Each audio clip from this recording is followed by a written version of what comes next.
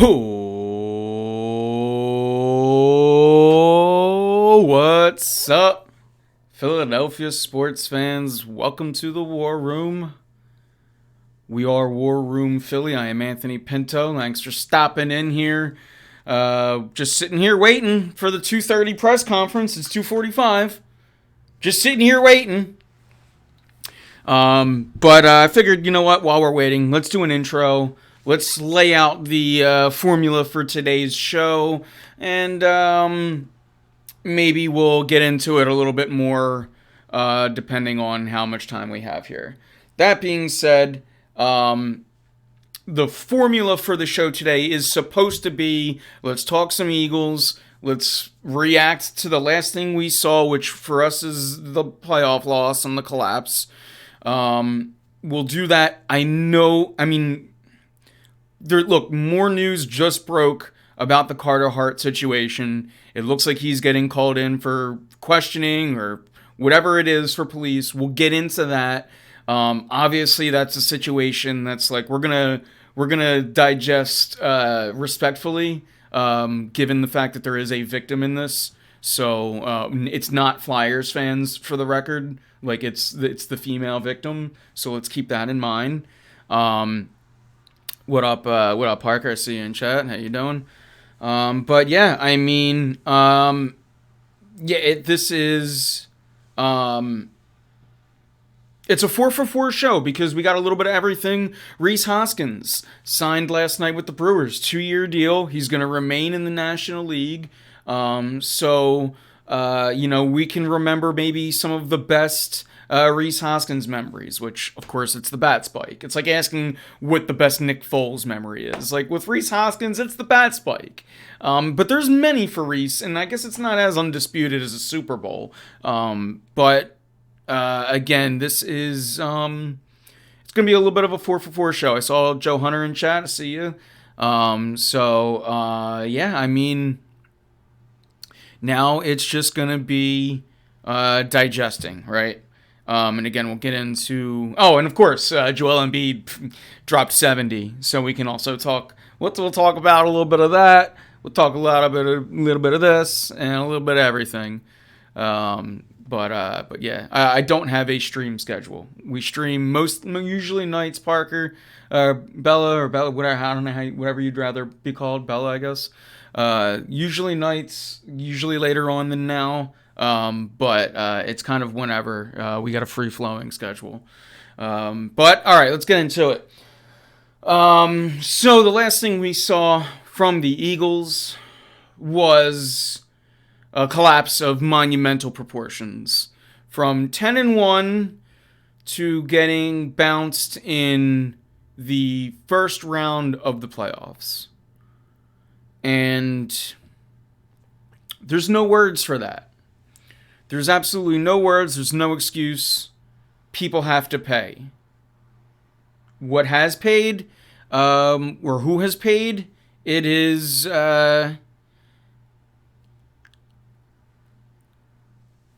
Desai. It's Matt Patricia. It's Brian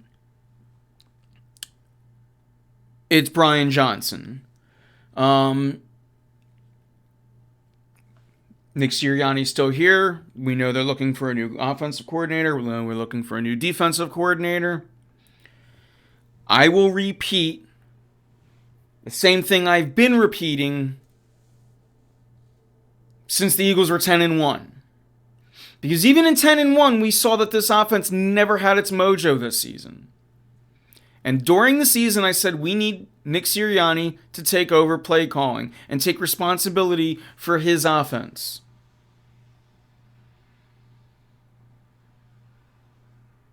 It doesn't seem like we're going to get that. We'll find that out potentially today. We'll see. We'll also maybe see when the next offensive coordinator is hired, depending on who it is. But here's my thing. Like, we got Cliff Kingsbury. They just interviewed Gerard Johnson from the Texans. You're seeing all kinds of names, right? But if My biggest fear, if you will, is let's say there's success. Then what happens? We saw when Doug Peterson won a Super Bowl, what happened? Frank Reich got taken from the team. The offense was never the same. Now, Doug Peterson was calling his plays and it still dropped off. That is a little bit different situation than here. And in this situation, it's Nick Sirianni claims to struggle with calling plays. He gives it to Steichen. Steichen then takes over, and he then takes over, and they go into running the ball a lot more and kind of more free flowing. Now they're moving in, and it's, I'm sorry, I'm distracted by it, which seems like a robot in chat. This is why I need mods. If you ever want to help me out, anybody out there, I would love it. But what seems to be my biggest problem now with getting another offensive coordinator, and if it's a collaborative, whatever it is, if Nick Sirianni is not the one calling plays, then almost inevitably, as soon as you have success with your football team, your offensive coordinator is going to get poached. It's why I never want... It's pretty much why I always ask for an offensive-minded coach, is because with offensive-minded coaches comes someone that calls their own plays. It just allows your franchise for a little bit more stability. And if you have a question, and if it's a sports question, ask it. But you seem like a robot, and I don't have time for you. We're trying to make content here.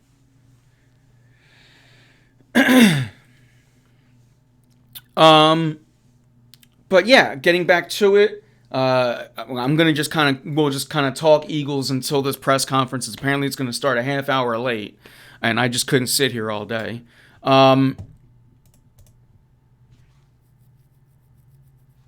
No, you can't show me your artwork. You can actually just leave my channel, please. Go away. So again, with that, guys, it's just a matter of kind of getting on to, like, how does this Eagles team stay on track and get on track? Because your quarterback regressed. You had a lot of things that just didn't really work out this year. And how do you fix that? Because, again, if you fix that and then there's some success, what happens? Does everybody get poached again and this whole thing collapse? At some point, you need to figure out a way that there's stability within this organization. Because, while winning a Super Bowl is great, we want to win the Super Bowl, but wouldn't it be nice to win back-to-back Super Bowls? Wouldn't it be nice to be doing things like the Chiefs are doing or like the Patriots used to do? Like, it's more like, yeah, we want to win one, and that's always step one is to win one. And we're so grateful for 2017, right? But in 2017, or even then in that season, it was like, all right, well, Nick Foles, now Wentz is going to come in and he's going to be the guy, and it just like, that team seemed like it was set up for long-term success, and it didn't achieve that. It got back there quickly, albeit through a rebuild, new quarterback, new coach. Now fast forward to present. Last year you had success. Last year you had a ton of success, and you went to the Super Bowl. You didn't win it, but you were goddamn close.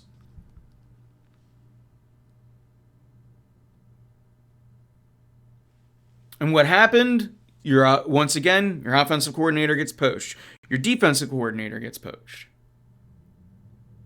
You seemingly had a replacement groomed for your offensive coordinator job in Brian Johnson.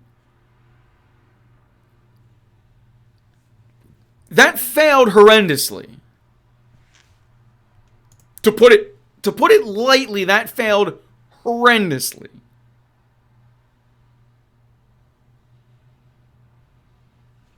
So now you fast forward to present day, and at some point, Nick Sirianni has to take control and responsibility for this offense, because if he doesn't, we're just always going to be in this situation. And now, if he has and was, and if that's the true problem, well, then we're in for a really rough next year. Unless you get some really good coordinators again. But then guess what? It's going to be another one and done. I know there are people out there that want Nick Sirianni fired. I know that. And I'm not here to argue with you. Me, personally, I wanted this. I wanted what is seemingly going to happen. A new defensive coordinator, Ron Rivera would be nice, and a new offensive coordinator.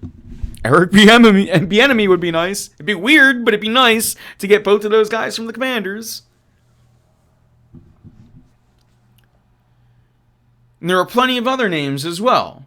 Frank Reich and Eric Bieniemy are kind of 1 and 1A for me.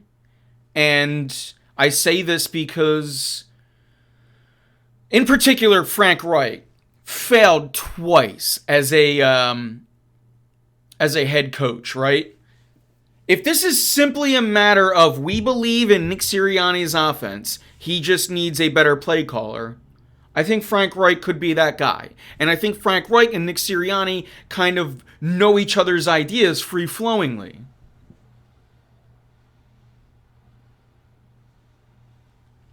Eric Bieniemy, again, why would I want him? Well, the last time you pulled somebody in from the Andy Reid tree to call plays here, it worked to the T of a Super Bowl. I understand Doug Peterson, head coach, a lot different of a situation, but I would argue that Eric Bieniemy has more experience now than Doug Peterson. It's not even an argument, in fact. It's factual. Eric Bieniemy has significantly more play calling experience now than Doug Peterson did at the time of the Eagles' hire, and potentially even still.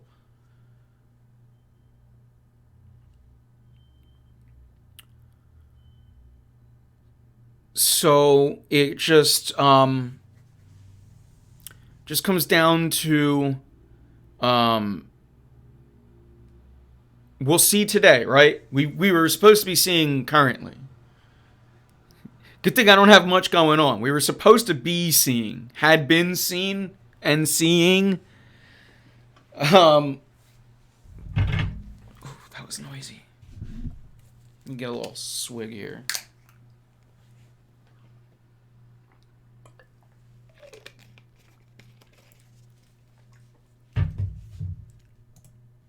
I just realized I didn't have the press conference up, and it could have well been going on, and I'm just sitting here talking. That would have been bad. That would have been bad. I guess I do have, I have what I hope it would come on. I have what station I hope it would come on TV to kind of cue me in, but I don't actually know if they're going to. But we got this.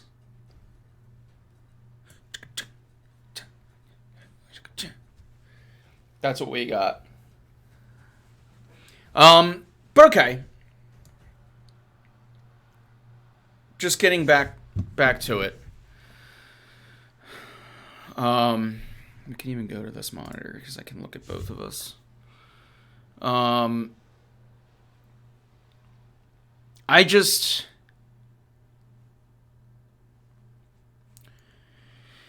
When it comes down to this Eagles team now, look, I think next year should be no different. I think the goal, the expectations next year are to win the Super Bowl. It shouldn't be any different. What I would like to see differently, obviously the play calling, the balance, using your team's strengths instead of trying to square peg in a round hole.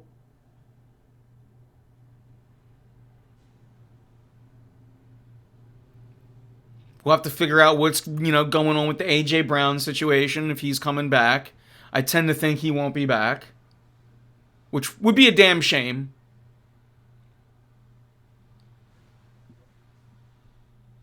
I would really love to still bring back Smith and Brown next year as your wide receivers, but yeah,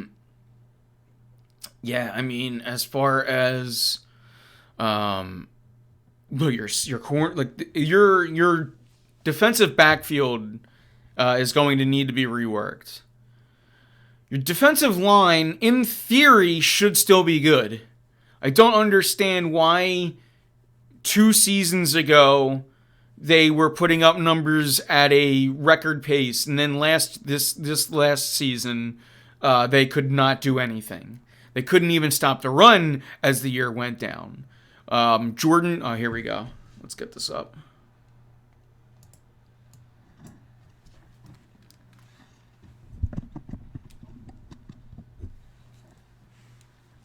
Appreciate everyone's patience. Just wanted to walk through why we're here a little bit later than normal. Played Monday night. The game ended Tuesday. I think we left locker room Tuesday morning. And just looking around the locker room, at our players, as our staff, felt like there was a kind of sadness about the way the season ended. There was kind of a shell-shock feeling that was going on. And I think what we do a good job of is kind of communicating, figuring out the reasons for things, how we can get better. And so we gave everyone Tuesday off. And then Coach and I and our coaches met with all our players. We had exit interviews. That lasted for a couple of days. Obviously, the snowstorm on Friday. So a lot of people were out of the office. The office was closed. And then we went into the weekend and, like we do, try to figure out a plan to get better. So I apologize for kind of the delay. And we're here now.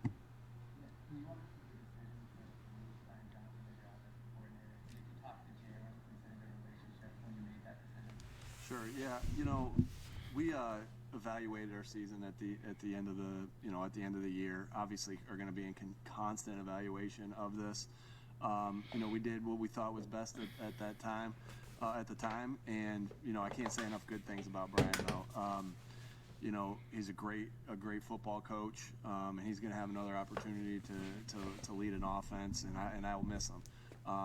Some of the things that we want to do as a team is grow in a lot of different areas, and grow in some of the guys that have been in here with me have been there with me for a while. So it's about coming up with fresh ideas and doing some things different. And that's exactly where we are right now. And sometimes, Brian being, at that position, unfortunately, he's the one that is leaving at this particular time. But I can't tell you how much I appreciate him as a coach. We've had a lot of success here in the past 3 years, and Brian's contributed a lot to that. But like I said, it's now about bringing in fresh ideas, some different thoughts than what a lot of the guys. Sometimes when you're with a group of guys, like we've been together for 3 years, that group of guys. But in addition to that, it was a couple of the other guys that I've been with for multiple years as well. And so we just wanted to bring in some fresh ideas, and that's where we are with that. With those fresh ideas, Nick, how willing are you to change some of the structure of your offense if you see fit? Yeah, I mean that's exactly what you're saying, exactly what we're talking about. So, it's just about putting the players in the best positions to succeed, but and doing things differently at times too. But there's going to be things that whoever the new coordinator is, there's going to be things that they bring that are going to be fresh ideas for us to help our players grow and help our players play at the top level. And there's been some things that we've done really well on offense too in the past that that you'll mesh in some of that together as well.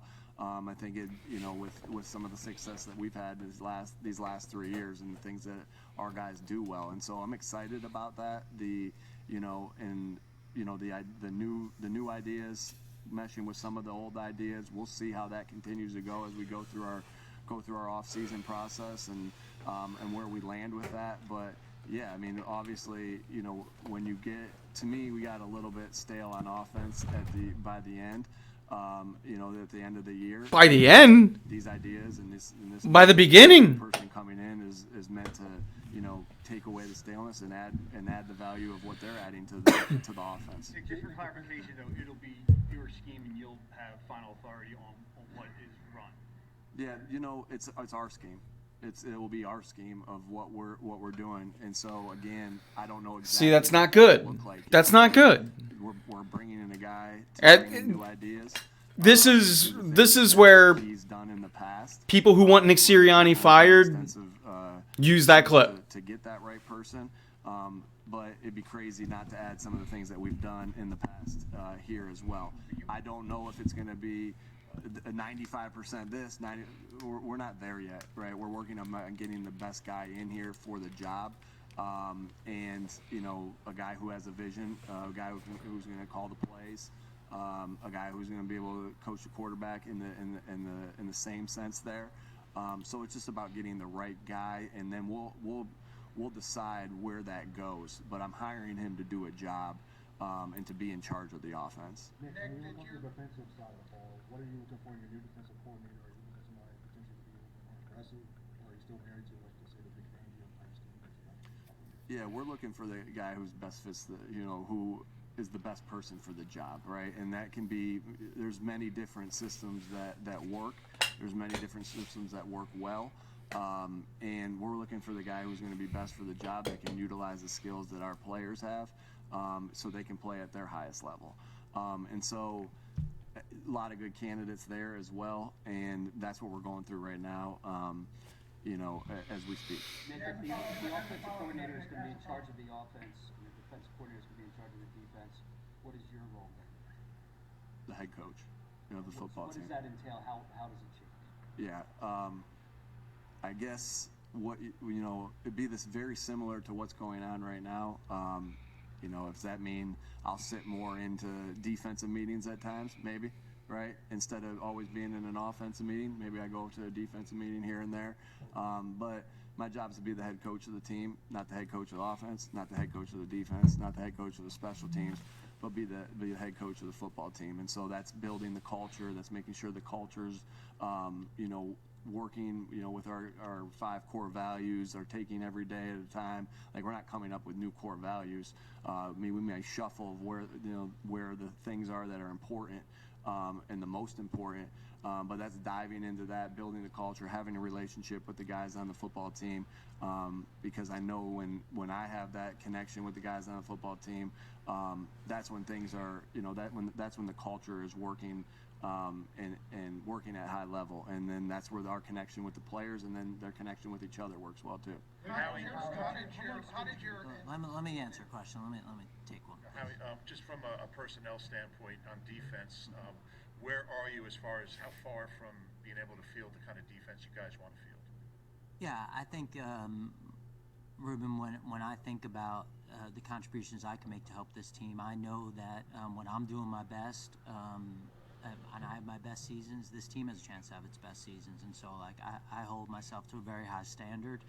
I think we have a lot of good young players on this team. I think we have the ability to go out and continue to add to that. I'm very excited about the core that we have on offense going forward, obviously. And so in terms of that, our goal every year is to field the best possible team. And, I go back to last year on the Tuesday after we lost the Super Bowl, and Nick walked into my office and he said, "How you doing?" And I said to him, I think the thing that I'm most upset about is how many good people we're going to lose, on and off the field. And so I knew what was coming. I knew the schedule was going to be harder. I knew that, it was probably easier to get the offense to a place quicker than it was the defense. And, we never want to be just kind of in the middle of the pack in both, And so I feel like a lot of the things that we try to do last off season was kind of try to keep our priorities intact about how we like to build the team. We could talk about that and some of the decisions we make, and I accept responsibility for whatever we got to do to make sure that when the season falls short of not playing this week and beyond, I'm certainly responsible for that as well.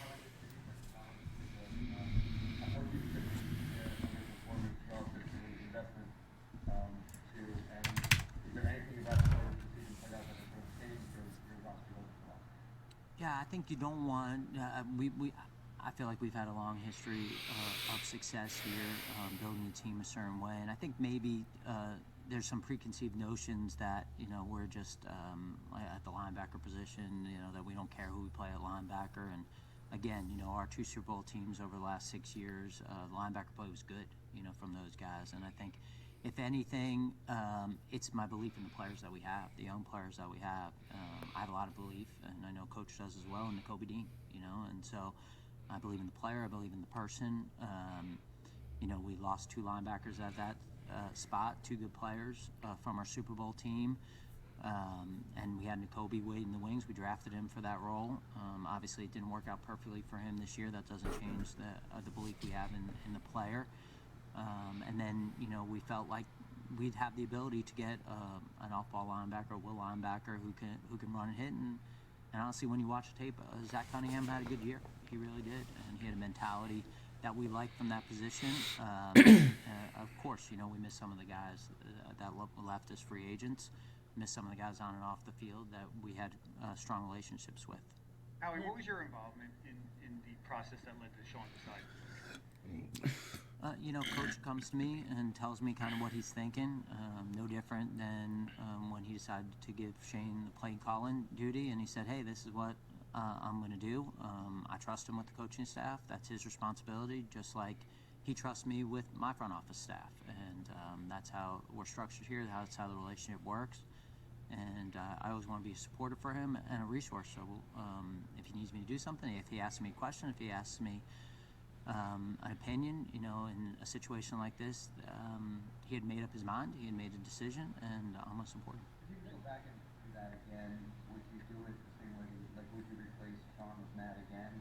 And I guess whether you would or not, what did you learn from replacing the coordinator, into, I don't know if it was December night, but when 13 days into the season? Yeah, obviously, I understand that anything that I do, make any decision that I make, if it doesn't work out, you can look at it and second guess it. So we are right now. At the time I made that decision, like I've told you guys, I made that decision because I thought it was the best decision that for the team. And obviously we all fell short at the end, at those last 6 weeks of the season, right? All of us did. And so I say, obviously Matt was in a tough situation, because you can't completely change the defense, right? And so he was, trying to, make some things happen with, quite frankly, things that weren't his defense. So I know I put Matt in a tough spot. I know I put Sean in a tough spot, obviously.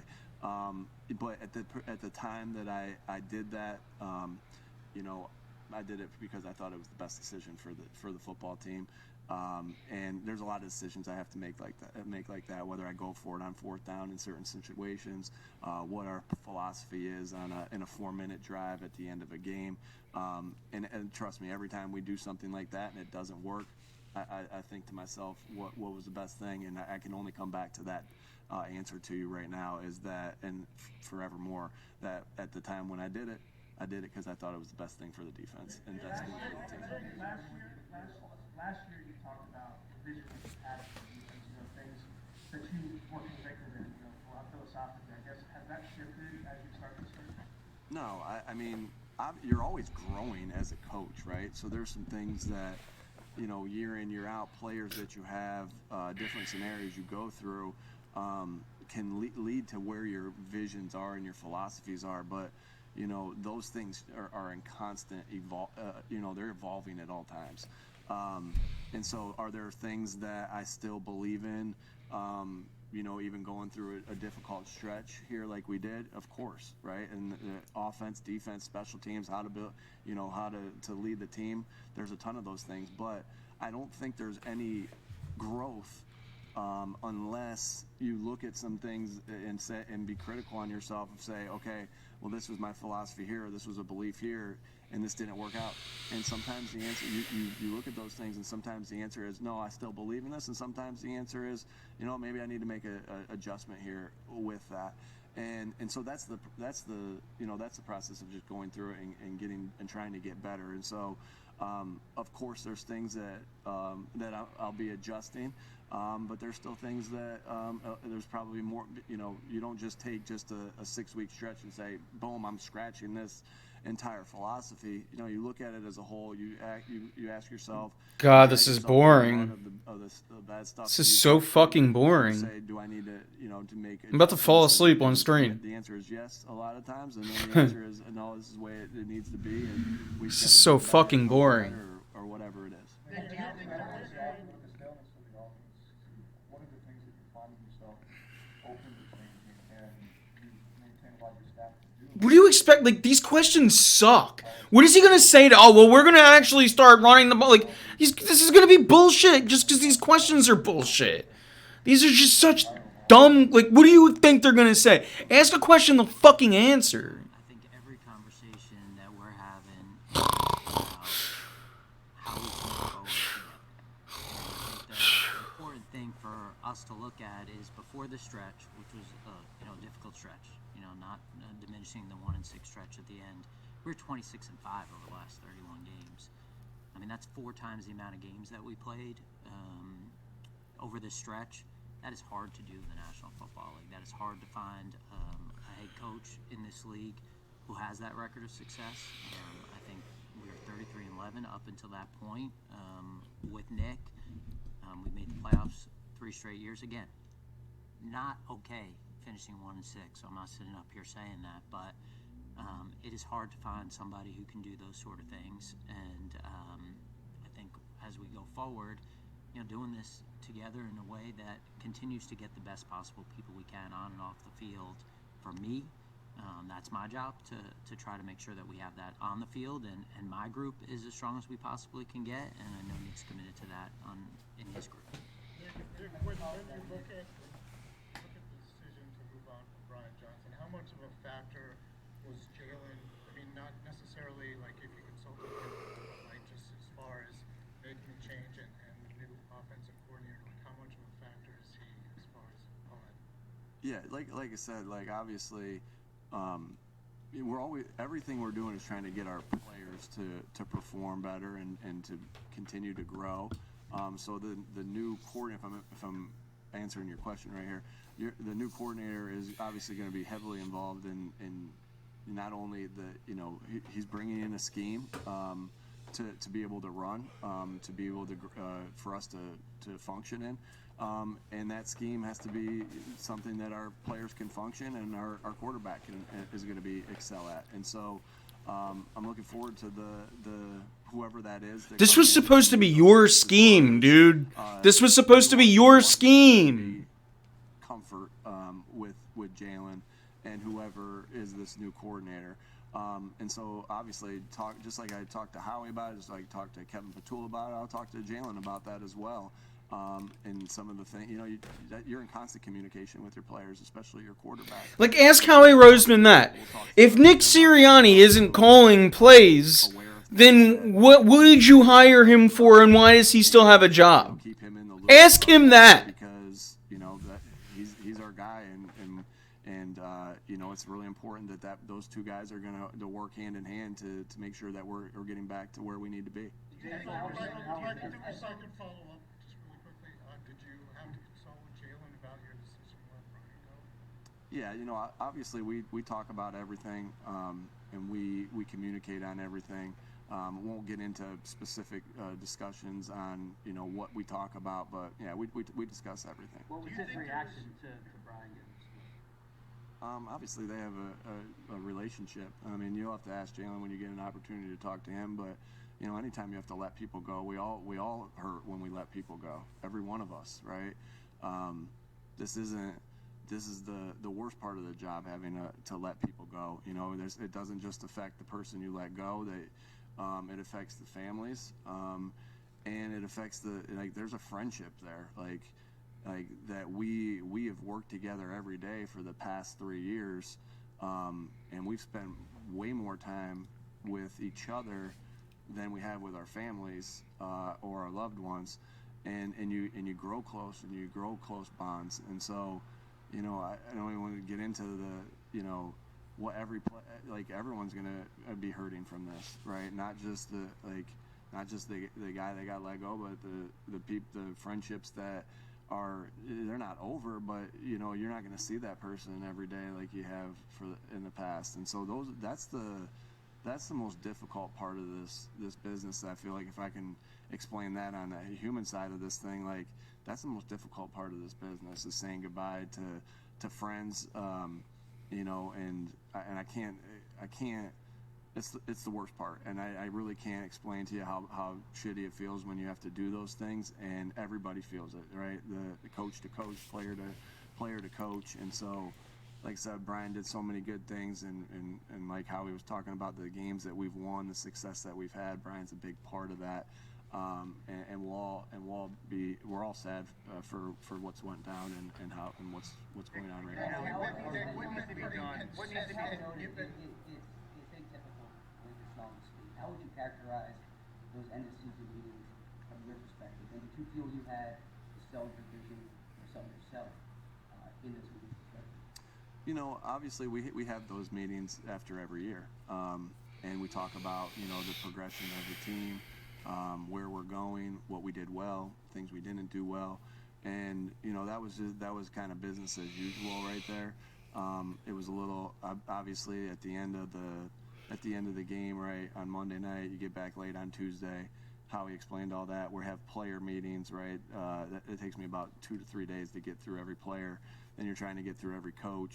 Then you're having the meetings there, and so it's a long process to get to where we are right now, where we have, you know, we're able to answer your questions a little bit more, and so. I mean, I guess that's what Howie said. What he said with the, you know, why we're meeting right now. But going into the meeting, did you say what you asked again? Yeah, again, it was the same. It was business as usual of how we go about an end of year meeting. You know, obviously. Well, my thought is there, and so it was just normal, Zach.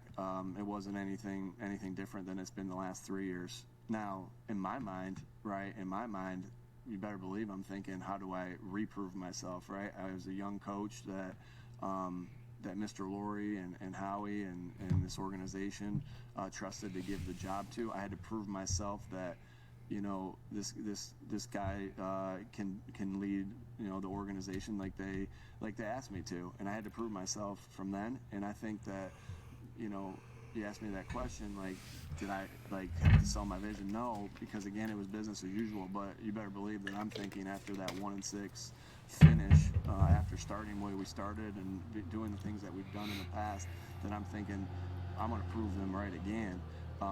That, you know. And we're going to prove them right. We got to reprove ourselves. We got to go prove it again. And so that's how I feel right now. That's how, you know, I'm attacking this off season. That's how I'm attacking this upcoming, you know, season as we get ready for it. Just hungry to be able to prove myself again to, you know, Mr. Laurie and the faith that he's had in me, and Howie and the faith he's had in me, and the rest of the team and the city.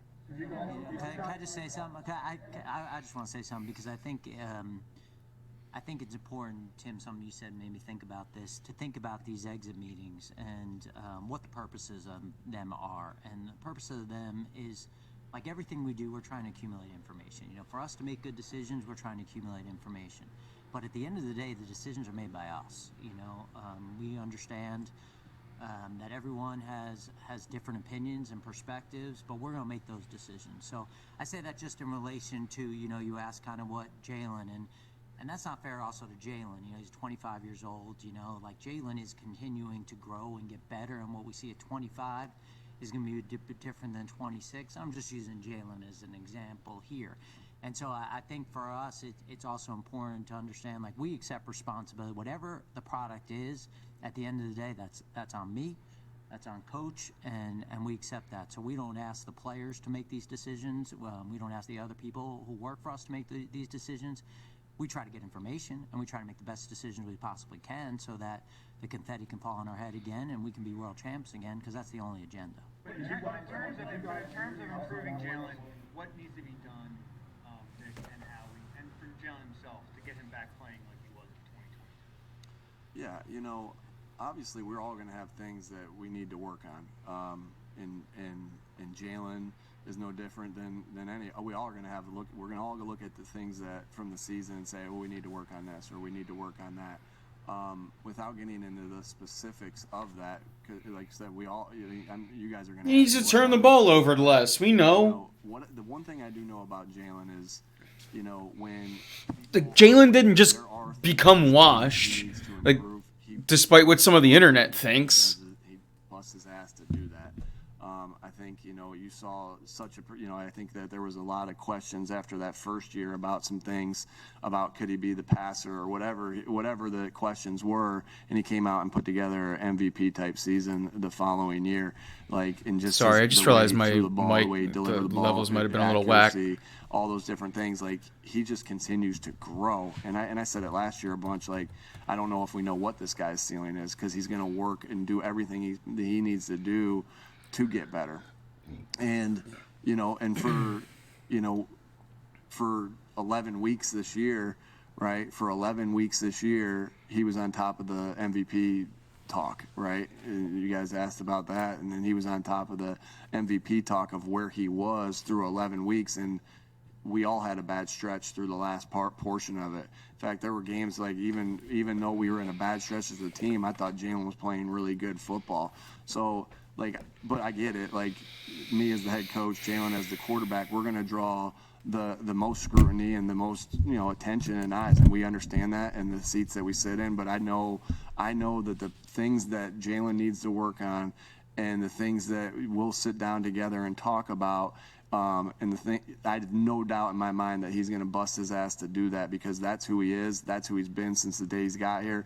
That's why he continues to develop in things that maybe people thought was a negative for him in the past, that he's made into a strength. So I have no doubt about the person doing that, because I've seen him do it. I've seen him do it over and over again, and I look forward to him doing it with this offseason, with all the things that we talk about for all of us to improve on.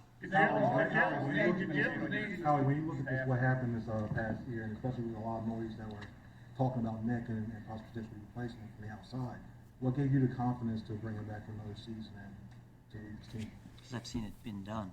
I've had the opportunity to work with him, and I've seen what he has done, winning games, put us in a position where we're competing for a world championship, putting us in a position where every year we're in the playoff race, and giving us an opportunity with the team to do that.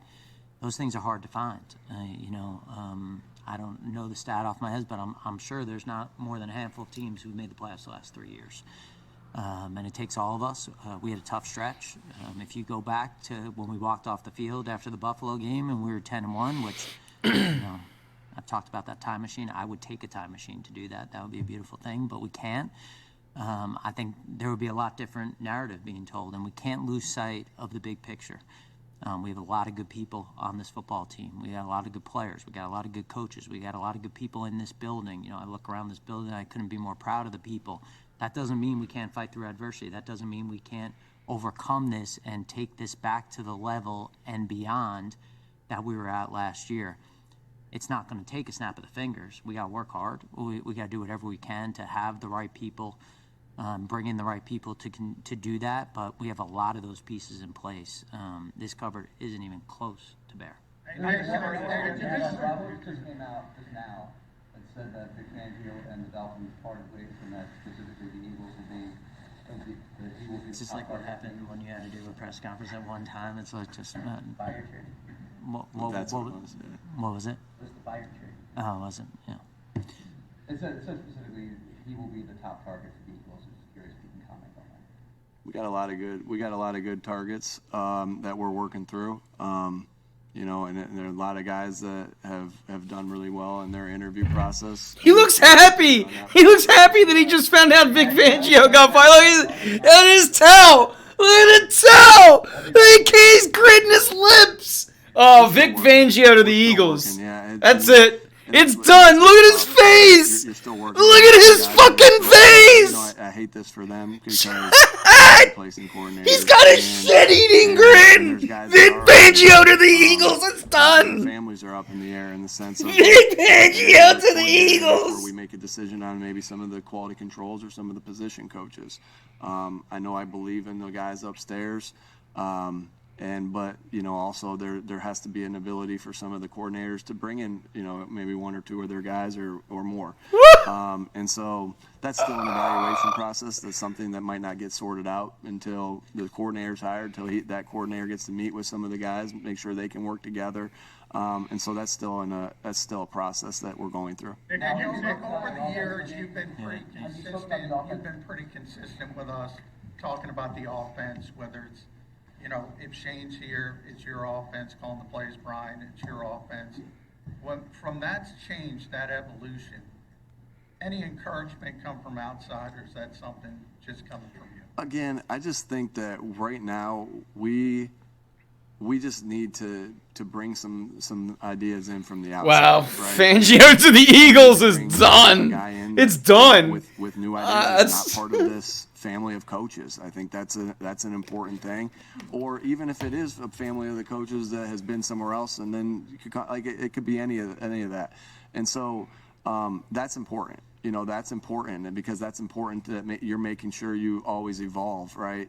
And we are blessed with time, and that college coaches don't have sometimes because they're recruiting, and we're blessed with how much tape we're able to watch, how much tape we're watching on prospects, and we see the other college tape and things like that. So the evolution will not just be of the things that this new coordinator will bring to the table as far as their scheme and things that we may not know a lot about, because it is easy to look out and say, "Ooh, I like to do that, like to do that, like to do that," but not know everything there is to know about it. And that's where you're bringing a coordinator in to bring those new ideas.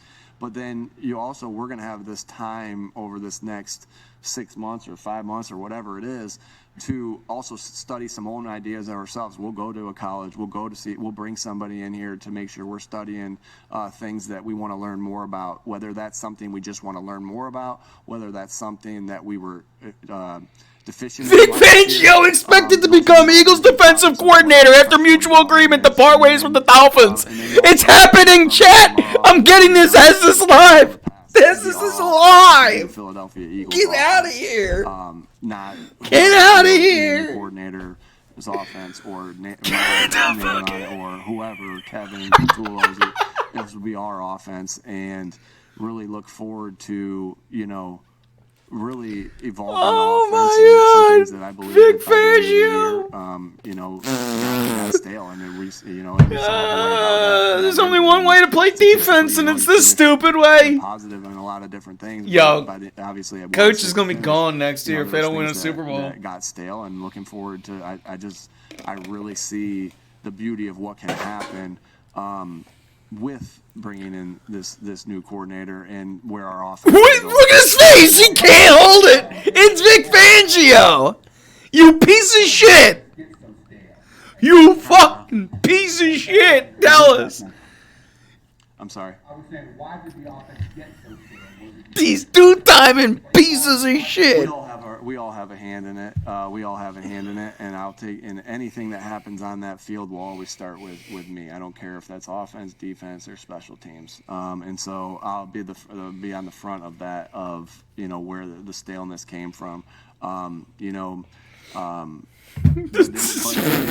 was things that we look at and that we can do better, right? And whether that's my God, whether that's the protections, you got Ron Rivera out there, but you're gonna go with Vic Fangio. That wore its course. I'm gonna be sick. And that doesn't mean that's your entire offense. That's just portions of it, right? Because you're still gonna have staples that are staples for you that can be run against any defense at any time, at any moment. That was just some stale moments of all of those phases of the game that I just mentioned. Now, what perspective do you have now of the roster composition? And you've made a few references to wanting to keep playing this week, like the team still playing this week. How do you think it compares to the team still playing this week? Yeah, I think we've always kind of had our own spin on roster building, and I think that at the same time, I don't know, chat. I've talked a lot about. I think I just lost faith in Nick Sirianni. Things as opposed to I think it was at this moment that Anthony Pinto lost faith in Nick Sirianni. Vic Fangio, you piece of shit. You piece of shit. Ahead of it. And so we continue to study that and try to figure out ways to do that. We study what's successful, what we think will be successful going forward. And I think You got your Ron roster Rivera building, ready and you're willing. not going to be perfect. And you're You're gonna gonna go make fucking Vic mistakes. I think Fangio. that, you could look at the You 4 teams piece of playing right shit. now, and I promise you we can go over a couple of things they'd like to have. That's part of it. The most important thing we got to do is we got to have a vision for how we want to. It's gonna be We have to have a Kingsbury, process that we want to have, and it's gonna be sometimes you can have a vision, you can have a process, and the result's not what you want. And so Vic you got to Fangio. make sure that you're not overreacting to a result that maybe just kind of was an aberration in the moment. And then you got to look at maybe is the process right. So I think just like coach is going through that, I think that's one of the things we're real about around here. How can we get better? What can we do better to improve ourselves? To me, we're at a point here where the only thing that matters is winning. That's the only thing that matters. The only thing that matters is for us to put out a product on the field that gives us the best chance to win a championship every year. And I know we can do that because we've done it. And we'll continue to work as hard as we possibly can to continue to grow and learn from any adversity we have and do whatever we can to overcome that. Yo, I can't, chat. I can't. That's it? That's it? Are you kidding me? Are you kidding me? We waited longer than the fucking press conference was. Are you kidding me? Are you kidding me?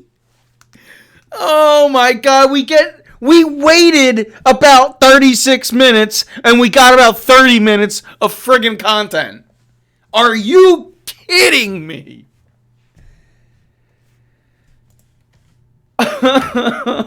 Oh my god. Oh, what to do. Vic Fangio is going to be the defensive coordinator next year, chat. That's what I just learned. So I'm imagining it's going to be Vic Fangio. I'm going to be sick. And I guess since you're not going to take the best coordinators out there, it'll probably be Cliff Kingsbury or it'll be Jared Johnson. Personally, I wouldn't mind Kingsbury. But that's a coach that if he has one successful year, he's gone. And at some point, Nick Sirianni has to take credit for this offense or take responsibility for this offense. That's what you were hired here to do. Why no one asked Howie Roseman what if Nick Sirianni was hired here to play calls and for his offense, and he is now not taking responsibility for that? Why did they ask Nick Sirianni that and not Howie Roseman? I'm not even mad at the talking heads. I'm mad at the fucking people asking the questions that are supposed to be looking out for us as fans. Asking the worst fucking questions that you could come up with. This was like playing t-ball. These questions were so pathetic. Why did nobody ask Howie Roseman what is Nick Sirianni's job if he refuses to take responsibility for this offense? What does he do that excels him and makes him better than anybody else? Because we can't see any reasons at this point. Why?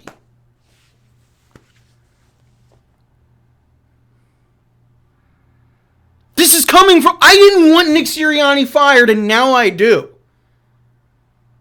I didn't want Nick Sirianni fired, and now 30 minutes after... or minutes after a 30-minute press conference, I am infuriated.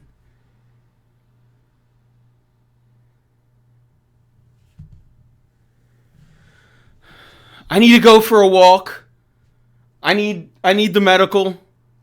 I need to cool down, chat, because I'm fuming right now. I'm fuming. This is insane.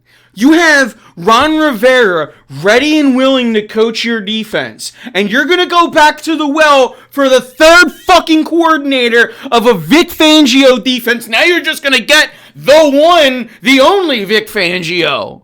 And guess what? His defense is stupid. We've hated it here for 3 years.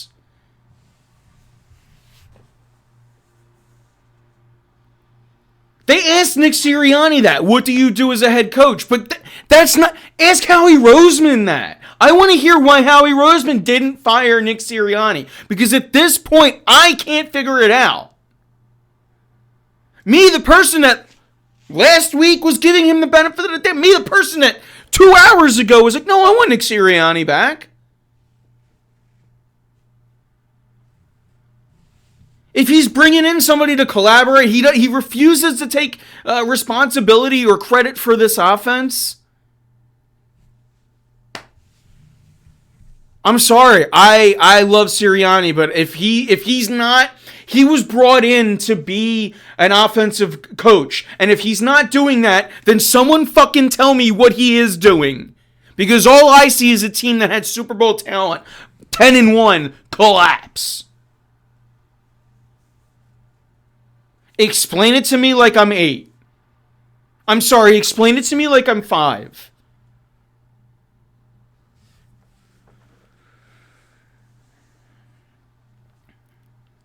And if you're going, no, but he can bring in a good coordinator, give him the... That's fine, okay? Then we need to win a Super Bowl. And then guess what? After the Super Bowl, we're going to suck again. But I will be happy with a Super Bowl. I'll take that. But what I would like, and this is I'll go... Just so I can keep consistency, it's the Philadelphia Flyers theory. Why chase? I don't want to chase one. I want to build for multiple and hope to at least get one, but then continue to keep going. My problem with the Flyers as an organization, we will get to... I know there's murky Flyers talk. We'll get there. Let me wrap up this, then we'll get into that. That's a different boat. More happened also while this... It's been a busy show, even though it's really just getting started an hour in. But let me finish this part up. We'll get to the news part of the Flyers. Let me just wrap this metaphor up. My problem with the Flyers for years and years and years, even the fans, is let's just make it into the playoffs and see what happens. Let's get an 8 seed. Let's make it into the playoffs. And year after year, I'm like, fuck making an 8 seed. Let's build towards becoming a 1 seed. Even if you make an 8 seed, you know you got that 1 seed talent, and you might have a chance for a cup. We'll take that and move that theory to football where it's like, I want to win 1 Super Bowl, right? But it'd be nice to, after that year, be set up to do it again. Because you saw, we lost the Super Bowl, and you saw how hard it was to even get back to that. You saw how much talent, you saw all the things poached from this team because you lost a Super Bowl. What happens if you win it? We also saw that. We saw what happened to Doug Peterson after he lost Frank Wright, and Doug Peterson called his own plays. Nick Sirianni, at this point, from his words that we just heard, it's not even going to be his offense next year. After he said that, how somebody doesn't go, I'm sorry, I have a question for Howie Roseman. Based off of what Nick Sirianni just said, why does he still have a job? We as Eagles fans deserve to know that. Maybe there's a really good answer for that. But we don't know because there's 47 reporters or so called there, and none of them have the brain to ask an intelligent fucking question. Where's Howard Eskin hiding in his fur coat? Where's fucking ESP? Just serving up fucking little T-ball questions to them. Pathetic reporters. Pathetic reporters. All you know how to do is cause drama during the season, and you get no fucking real questions after the season. Pathetic.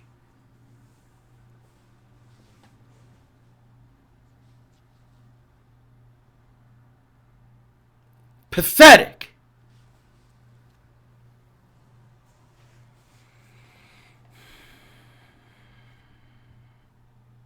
I just don't understand.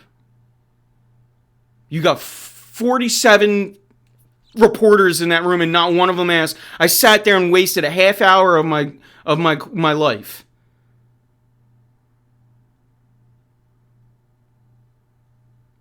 The only thing we got was that Nick Sirianni doesn't want to take responsibility for this offense. And we didn't get a follow-up to that. I need a blood pressure pill. I need a blood pressure pill, chat. I'm gonna blow one today. I can't. Vic Fangio is going to be your defensive coach next year. I'm going to cry. It's going to be Vic Fangio, and I'm telling you, I'm just going to predict Cliff Kingsbury at this point. Eric Bieniemy would be the right choice, but they're not going to do that.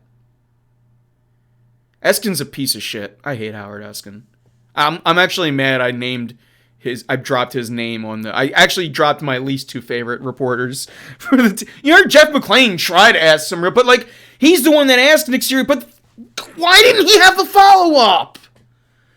Like, you're the only one that gives us anything, Jeff McClain, and you gave us something, but we needed you on that follow-up, dog. We needed you.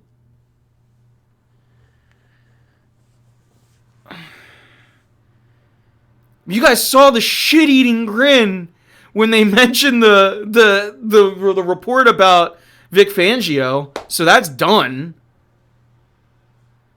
So you're bringing in the architect of your shitty defenses that you've had under Nick Sirianni.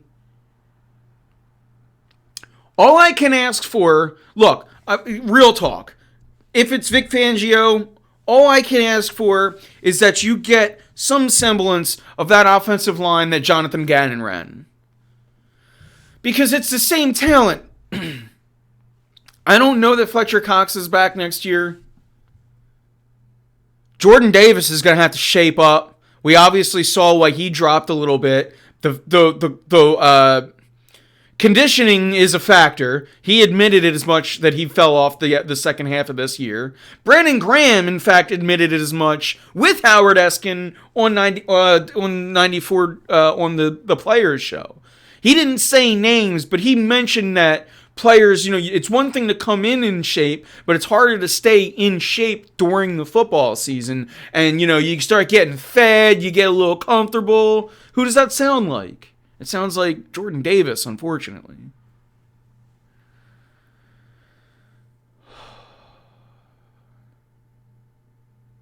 I'm trying to lower my blood pressure. I'm doing breathing exercises.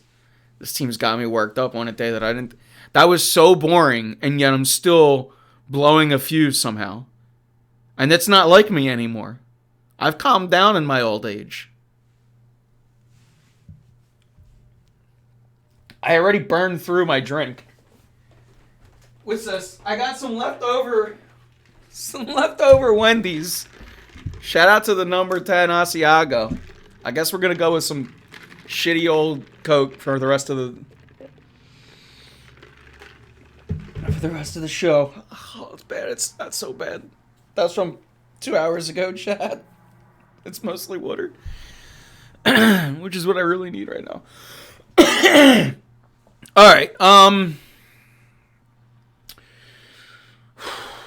Where are we at? Let's try it. We'll wrap up some Eagles talk, and then we'll start going around the world. Because we've talked enough about the Eagles from here on out. I just blew my load over it. Giggity. Just blew my gasket over it. We can move on. I'm going to try to not get mad about this situation. But it's also not official, although it will be tomorrow, because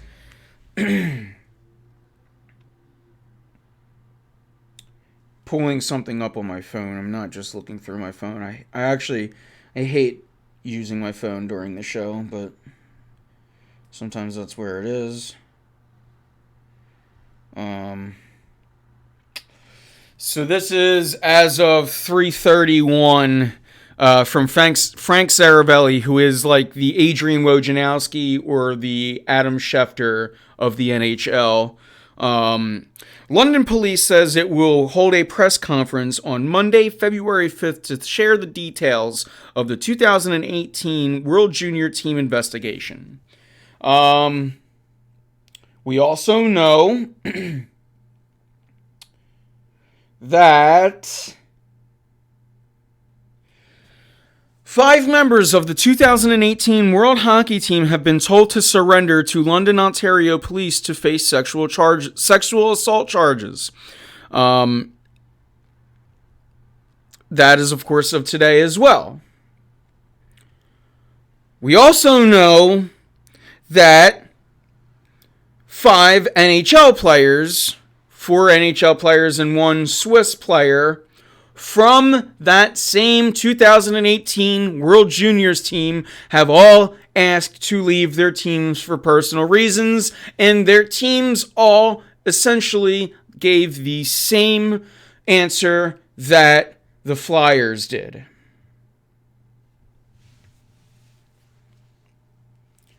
Now,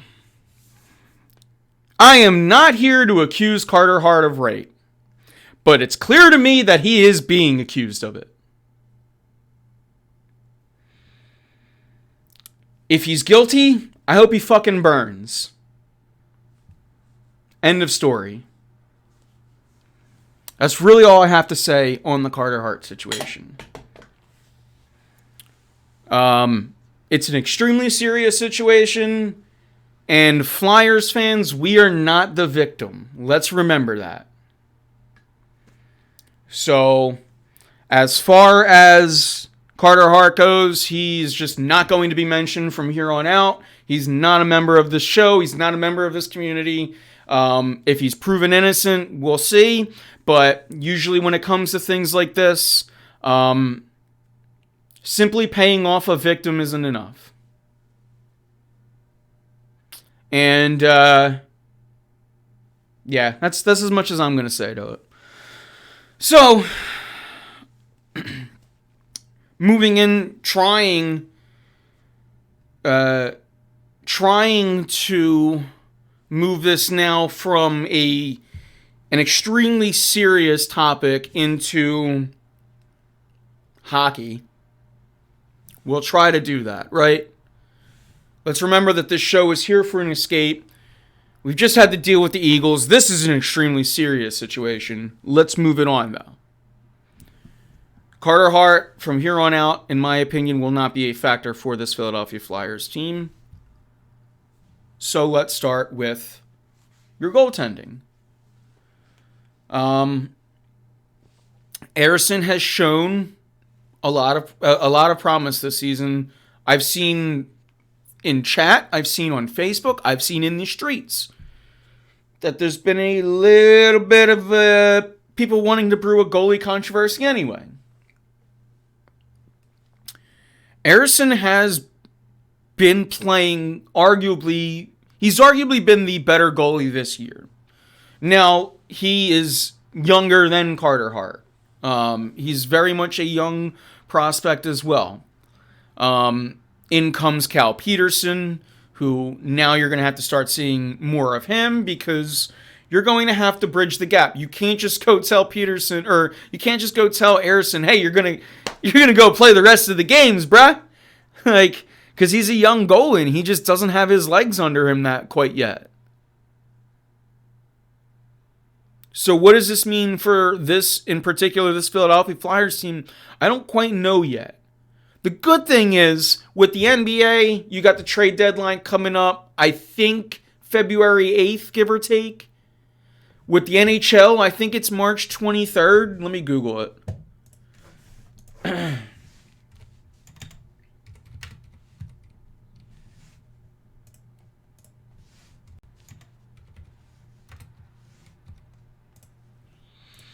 So February 8th for basketball, March 8th for hockey. Actually, that should be super easy to remember.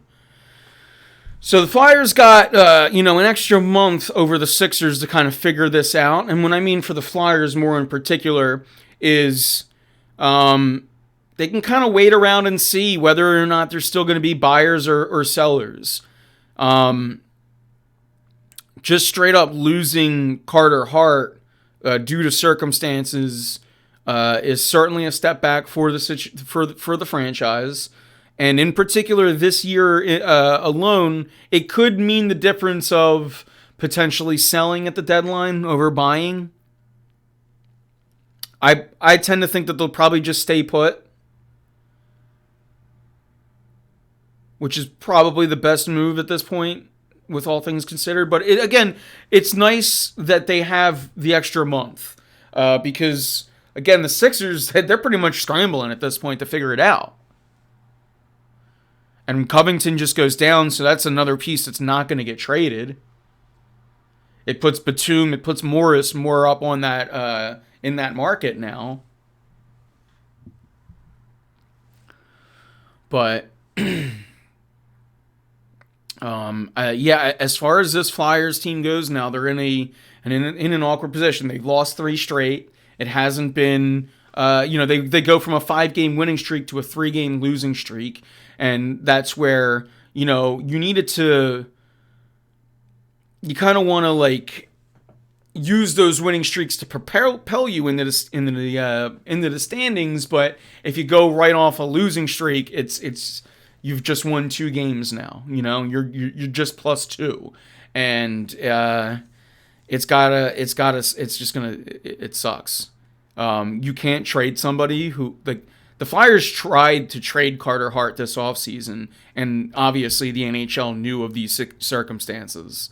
So, yeah, the time to trade Hart would have been before he had rape allegations against him in 2018. But, yeah. Ideally, you shouldn't have wanted to trade either of them because goaltenders are, especially young goaltenders, they don't need to go anywhere. But, again, we're not going to talk about Carter Hart at all in this show from moving forward until basically his ruling is out. Because it's an extremely serious situation. And yeah, it's going to now be you're gonna just have to continue to build on this team because like you had Drysdale had a really important goal the other day, albeit in a loss. But this team continues to fight. They continue to claw. They go down 3-0. They don't care. They make it an interesting game. It's 3-2. They're back and forth. Even against the Avalanche the other day, they went down big, but they continue to claw back. Like, this team has what every Philadelphia wants. It's got heart, and it's got grit, and it's got all that. So they're going to continue to fight, and now it's going to just come down to kind of figuring out what this team's going to be over the next month or so, and kind of just have to take it from there and see where this team kind of manages it. I do know that next show, I have a topic for the next show, and it's going to be, should someone have a C on their jersey? That's going to be, again, we're going to talk that next one. That's like so I can spread out some Flyers talk, since apparently I don't do enough of it. But yeah, let's move forward a little bit. And we'll kind of talk about 2 other things. One we already saw in chat. I mentioned it at the beginning of the show as well. But Rhys Hoskins has signed with the Brewers. He's staying in the National League. He's got a 2-year deal. And we knew this was coming, right? Like, we knew there's kind of no... Now that Bryce Harper is going to play first base, there's kind of no role for Rhys because... If Bryce is not DHing, and not, if it means you're opening up anything, you want to get Kyle Schwarber to DH. You want Kyle Schwarber, you want Castellanos to kind of be your DH guys. That's why they were brought in. So, unfortunately, there's just, not that we don't love Rhys Hoskins, with Bryce Harper, with the circumstances that they are, there's kind of no spot on this team for a contract that Rhys rightfully deserves. So, I saw June 3rd will be his first game back. And, hey, I'll be standing ovation for him. Maybe a little tear in the eye. But, the Phillies have really done absolutely nothing this offseason, and it continues to be frustrating as a fan. Pitchers and catchers are reporting in not too long, and your biggest move was re-signing Nola so far. But moving forward to basketball news, well, of course, the other night, Joel Embiid, fuck around and find out, he got 70 against Victor Wembanyama in one of the more entertaining regular season basketball games that I've watched in a while. One of those games where you're like, I'm sitting down. It's kind of like when Edmonton plays, right? You rarely are like, I want to see the other team. But when it's Edmonton and it's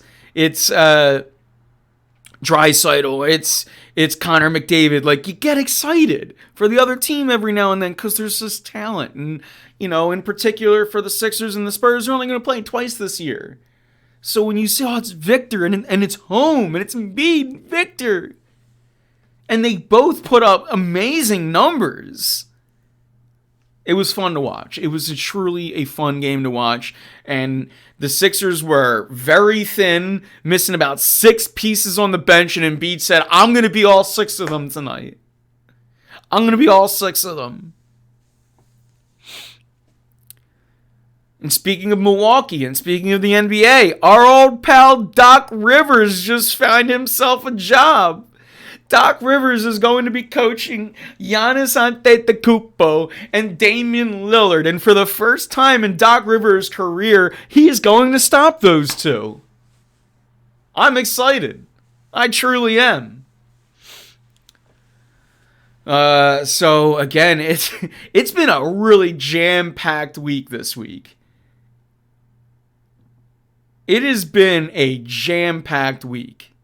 And I didn't think that I'd be blowing a gasket over this Philly or this Eagles press conference, but I did.